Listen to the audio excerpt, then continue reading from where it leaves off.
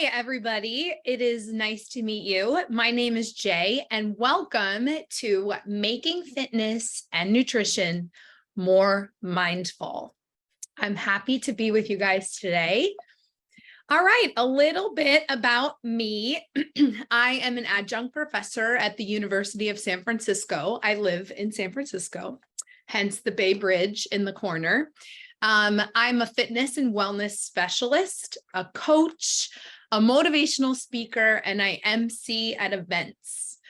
I have over 15 years of work in higher education and fitness, over 10 years in leadership and development. And some of my past and current clients include people from the Learning Channel, the NFL, Major League Baseball, the NBA, Nike, Lululemon, Equinox. I trained an Olympian who won the bronze, yay, Self Magazine, and JP Morgan. All right, overview. So by the end of this presentation, you will have gone over some fitness basics to do at home, or that you could do at home. Learned how to read food labels, created a way of being that inspires you, lights you up, and gets you into action, and possibly uncovered the roadblocks that you create that stop you from achieving your goals. Okay, so today, discovery. I'm just going to read this, but I want you to think about it and how it may apply for you, to you, right? Most of what I know, I did not discover for myself. Most of what I know is received knowledge or surmises or inferences, conclusions drawn from something already known. What I have learned exists and impacts me, my life, and my behavior in a very different way than what I have discovered. Likewise, what I believe exists and impacts me, my life, and my behavior in a very different way than what I have discovered. It is only what I have discovered for myself that leads to mastery. So today, my request is that you take on discovering, even if I am sharing something that maybe you've heard a million times, you're in the background, you might be like, I already know this, Jay, let's move on to something else. But just let's look and just see what we discover. Because when we see something for ourselves, it makes a big difference, a much bigger difference than someone that tells us. Like, you know, what it's similar to that phrase, you can teach, or you can give a man a fish and they can eat once. But if you teach the man to fish, they can eat forever, right? And similar to life, right? When we see something for ourselves, much different than when our close friends or our parents or whomever is like close to us says like, you should do ba, ba, ba, ba, ba. When we see it for ourselves, then we take it on. So that's what we're working on today. All right, think about it. What is your fitness regimen? If I were to follow you around, what would I see you doing on a daily basis, on a weekly basis? What are you currently eating? Do you track what you do? What is most likely to happen when you get stopped? And what do you say to yourself about yourself? So let's just look for a second. You might want to pause this and just look for yourself and maybe write it down. Like, what is your fitness regimen? What you're actually doing, not what you say you're going to do every single week, like what you're actually doing. Like for me, I could say, okay, today on Mondays, I teach school, and then I teach bar class, and then I teach cycle class, and then I teach bar class again, like that, right? That's what I'm physically doing. Okay, so now you're going to go and you're going to just take a second, write down, what is it that you are doing in terms of your fitness? Maybe you go walk the dog, whatever it is. When you're done with that, Then look at what are you currently eating? Maybe just look for today. Like, what have you eaten so far today? And then in terms of tracking, so I'm a huge fan for nutrition for like MyFitnessPal. That's a free, you don't have to pay for it. You can do the online version and then track what it is that you eat. And yes, I know it's a bit daunting in the beginning, but it will make such a difference for you. And then with fitness, same thing. You can add your fitness into MyFitnessPal, and then it'll end up giving you more calories back to eat for the exercise that you're doing.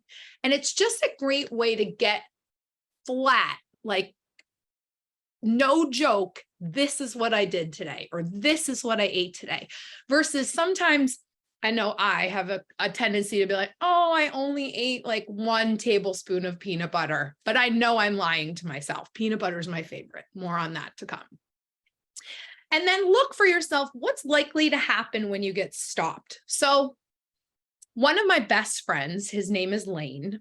I know that when I get stopped or when I get frustrated, when he calls me on the phone, I don't even want to answer, because for me, I know he might ask me, Jay, how's it going with your eating habits? How's it going with da da da da da? And in that moment, I make myself wrong and I take my friendship away from him because I decide, nope, I don't want to talk about it. Maybe you can relate. And then what do you say to yourself about yourself? And this is a big one, because sometimes we say the worst things to ourselves. Like, we would never say it to our best friend, but we'll tell ourselves that we are terrible or that we failed or whatever. All right, once you've completed all of that, let's keep it moving.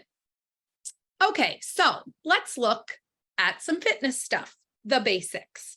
First of all, know that baby steps are big steps. No joke. Going back to the basics, when they're done properly, they're challenging.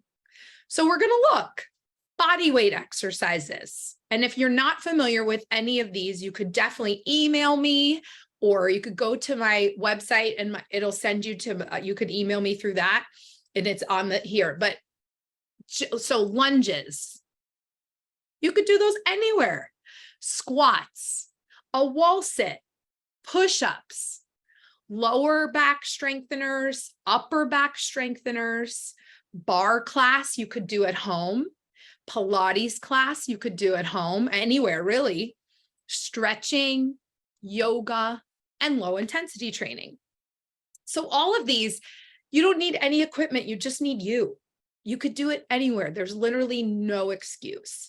And when you do all those different exercises, and there's more, when you do them properly, it's hard. So first thing, you want to start with form.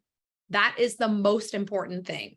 I teach this to my students all the time. If I start doing a push-up and my shoulders are rounded forward, then I'm always going to have this in here, right? Most people already feel a lot of tension in their shoulders and their neck. So our goal is to figure out, okay, well, how do I need to set this up so that I am not putting pressure in my neck, so that I'm relaxing my shoulders, so that my traps aren't so tight at the top, right? Little things like that. And again, if you need any help with any of this, you can always email me.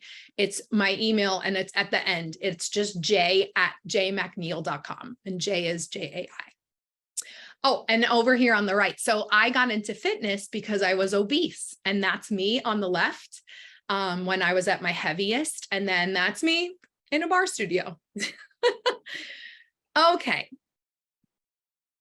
So regular exercise, fun facts, can help prevent the following health problems and concerns: weight control, stroke, better sleep, high blood pressure, type 2 diabetes, depression, anxiety, many types of cancer, arthritis, falls, that's a huge one, mood, and energy.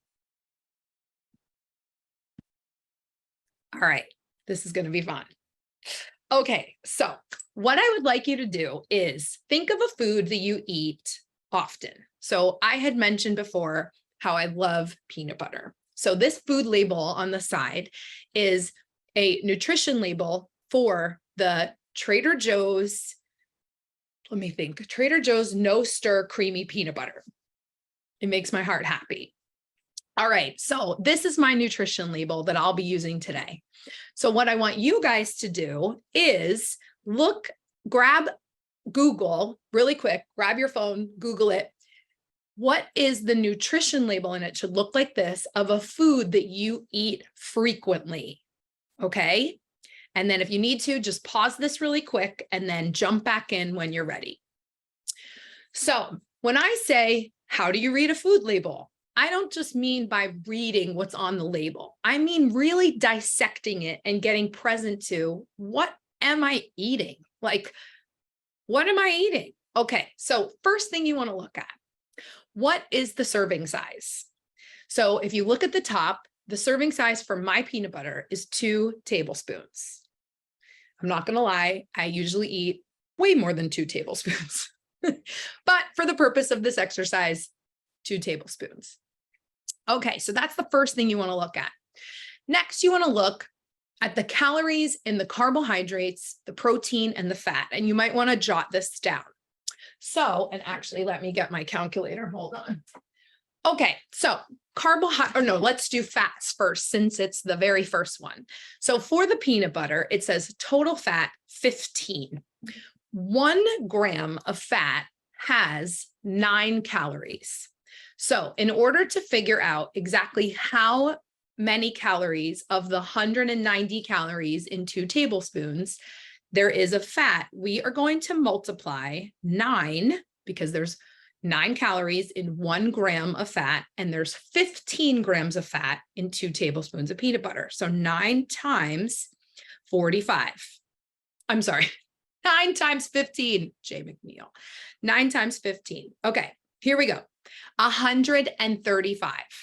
So now I know 135 of the 190 calories are coming from fat.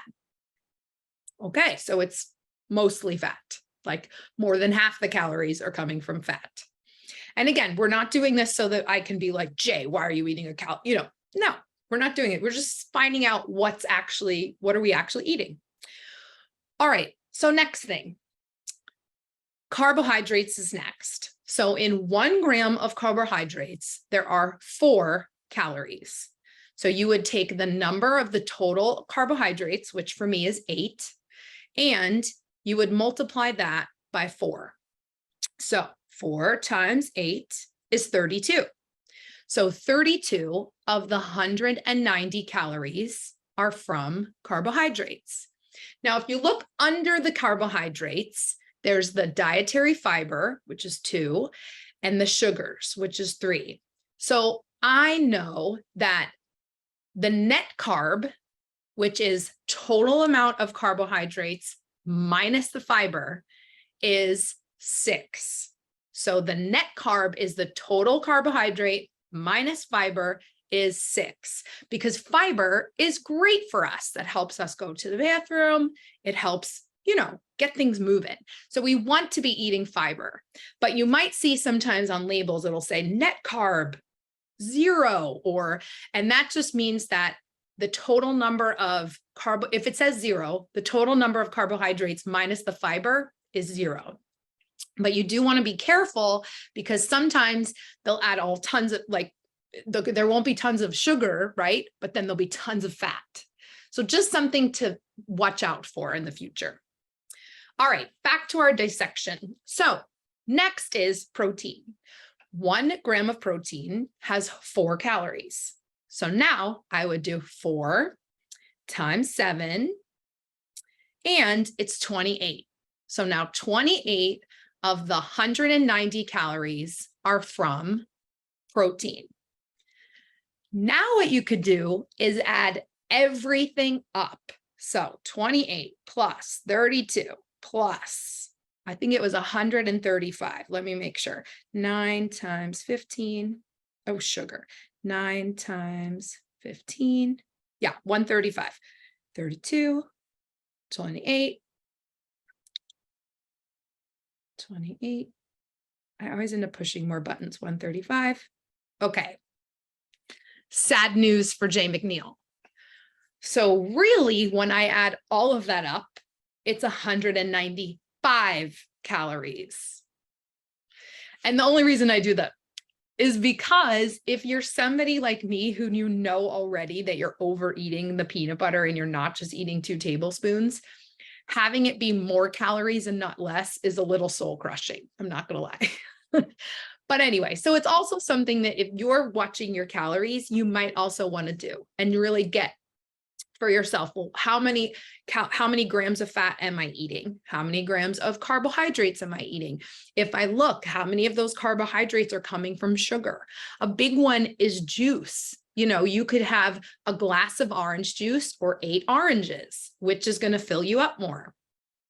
So hopefully that made a difference for you and you're not crushed, but it is just something to be aware of. I'm not saying you need to change anything, just being aware of what you're intaking. I think that's important because I think too often we just eat stuff and we're not actually present to, well, what am I actually putting in my body? And it's not until later, maybe something happens that we're like, oh God, I had no idea I was having that much sodium, or I had no idea that, 90% of my diet was fat. I'm just making up numbers, but just for an example. And this gives you the opportunity to look and then choose, is this really what I want?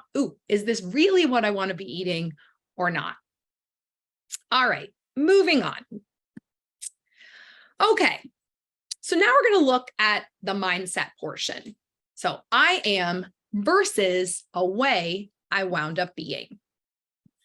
See what you discover for yourself by engaging in the following exercise. First, get yourself clear about the way in which you already occur for yourself, what you might call the way you are, or who you know yourself to be, or who you think you inherently are. For most of us most of us occur for ourselves something like, I am, so I could fill that in, I am happy, implying that as a person, who we are is relatively set or fixed.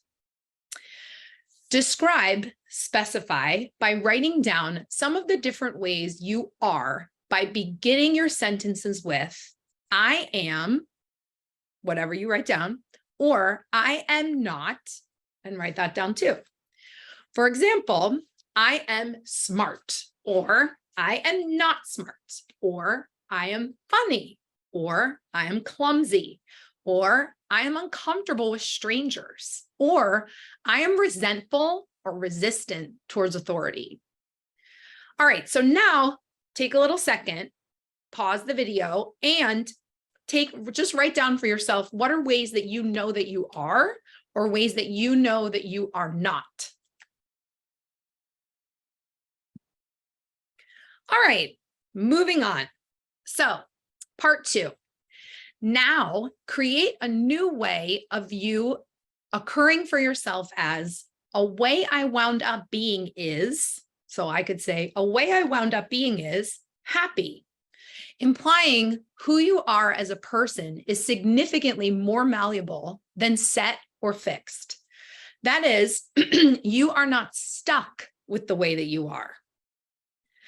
Take the sentences you completed in part 1 of the exercise, and then that started with I am or I am not, and write a statement about the same trait or characteristic that begins with a way I wound up being is, or a way I wound up not being is. So I could say a way I wound up being is happy. A way I wound up not being is confrontational. Okay, your turn.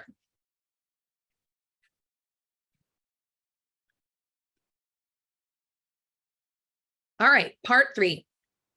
Notice if there is a difference in the way in which you occur for yourself when you say, I am happy, as contrasted with the way in which you occur for yourself when you say about the same trait or characteristic, a way I wound up being is happy. Do the same process for any I am not statements. What did you discover in your experience of yourself, the way you occur for yourself, when you said, I am, fill in the blank, as contrasted with your experience of yourself, the way you occur for yourself, when you said about the same trait or characteristic, a way I wound up being is. So for myself, what I see is a way I wound up being is happy. And now that it's not I am happy, that gives me the freedom to have a sad day, because sometimes I feel sad, but because a lot of people know me as this like cheerleader type, yay, life is awesome, which it is. But when I have those days where it's just like, and they happen for everybody, sometimes it doesn't give me room to be anything else other than happy. And so by adding a way I wound up being is happy, that gives me the freedom to be other things. I'm not sentenced to being one way.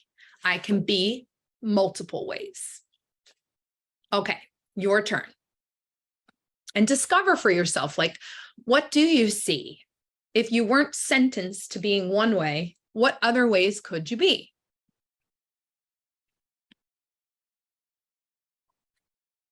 All right.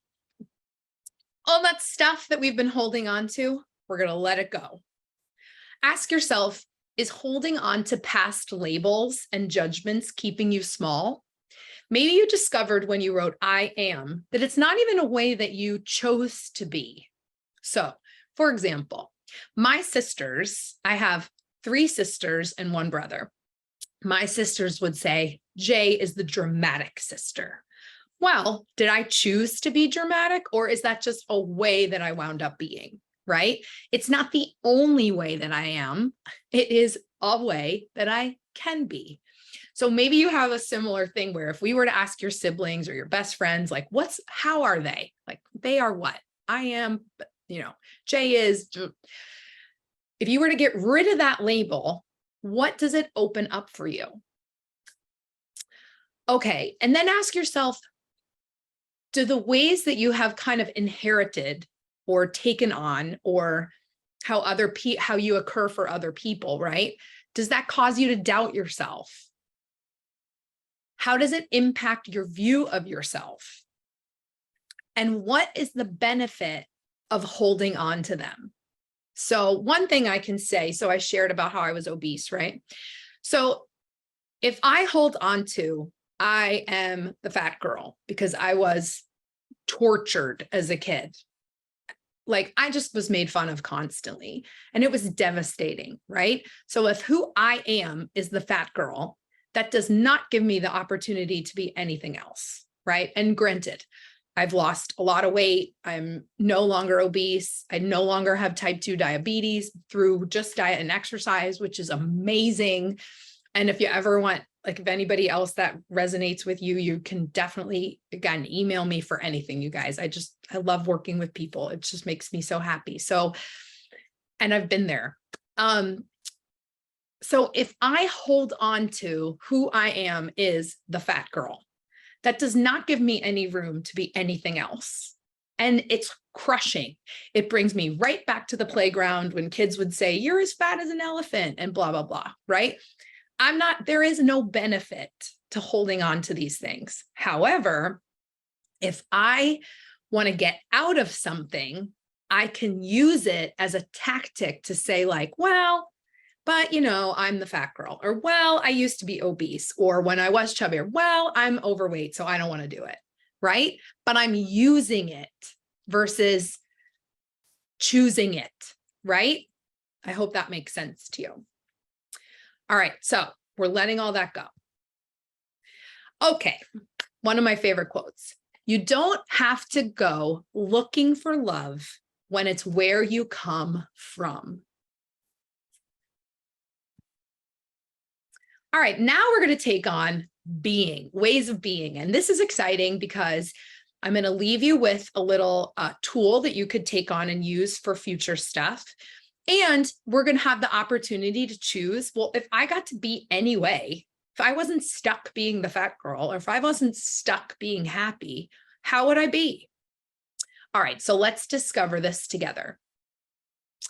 From moment to moment, your way of being and your way of acting are generally consistent with each other.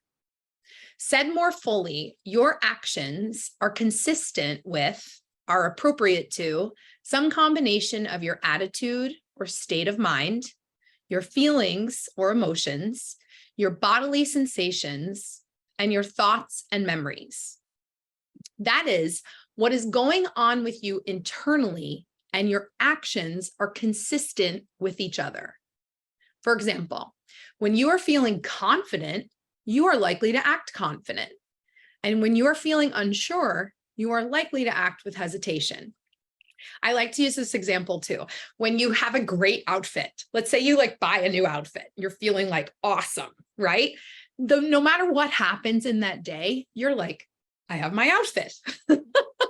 I know that's silly, but it's a good, way of looking at it. It's like, no, I'm confident, right? Or if today is Friday and tomorrow you're going on vacation and you're like, I don't even care that I have so much work to do because tomorrow I'm going on vacation. Like no matter who you are being is excited. You can't wait for vacation. You're not even thinking about what you have to do right now, right? So you might want to screenshot this or write this down. A powerful tool when you know that something's upsetting you or you just feel like something's not right and I can't pinpoint it, is to look. So in any given moment, we can discover for ourselves, what is my attitude or state of mind? So I'll give you an example. When things bother me and I get upset about something and maybe I'm trying to avoid my feelings or I'm trying to avoid my emotions, which is very typical. It's like, oh, I don't want to deal with it. Let me just do something else, right? I won't notice until I start eating a lot. So I'm sitting there, no joke, with the peanut butter, and I just go spoonful to spoonful to spoonful until like half the container is gone. So 195 calories times however many the half of the container is a lot, right? So if I take a second and look and I ask myself, what is my attitude or state of mind? So maybe I'm frustrated. Okay, maybe I still don't even know why I'm frustrated. I just feel that at the moment. What are my feelings or emotions? Maybe I'm mad about something or sad or disappointed or angry, right? Maybe now as I start to say these things or write them down, I can start to uncover what it is that I'm actually upset about. What are my bodily sensations? So for me, like I always use the example, I always feel like there's like an elephant standing on my chest, right? My chest gets tight, my neck might get tight, my breathing is shallow, right? And then what are the thoughts and memories that are popping into your head? So when you look at all of that and you actually get for yourself what's going on with you internally, you might be able to figure out why it is that you're acting the way that you are, right? And that could be for both happy and both not so happy, right? It's kind of like when you have a bad day and you lash out at somebody else, or you are hungry. I know I get hangry, where I'm hungry and angry all together. And so I might, like, my attitude or state of mind is like, I'm hungry. I don't care what anybody has to say. I just want to eat. My bodily sensations are like, my stomach is growling. My feeling or emotions are like, I don't care about what you have to say right now. All I care about is that I have to eat. I don't have time to answer the phone right now. And my thoughts are, when are we eating? Right. And so I might get snappy with people, and I don't mean to be crappy with them. I'm just hungry, right? So now I know I can be responsible for, I am hungry. I cannot answer the phone until I eat, because once I do and my blood sugar is back to normal, I will be a much happier human being. And now I can actually be with you instead of lashing out at you. Hopefully that makes sense. All right, mindset, choose. Okay, so this is going to be fun. So you could look, just like we were talking about before, I am blank, blank, blank. or a way I wound up being is. So if you were to take on a way of being that inspires you, empowers you, lights you up, how would you be? How would you relate to yourself differently?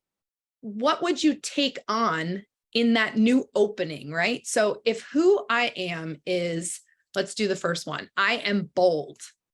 My actions are going to be very different than who I am is the fat girl, right? So I'm just going to read these out and you can choose a couple of them if you want to and just look, or you could look at each one and just be like, what would I do if I was this? What have I pigeonholed myself to be? If I wasn't just happy, who could I be, right? All right, so being, all of these are different ways of being. Bold, accepting, in action, committed, proud, disruptive. I like that one.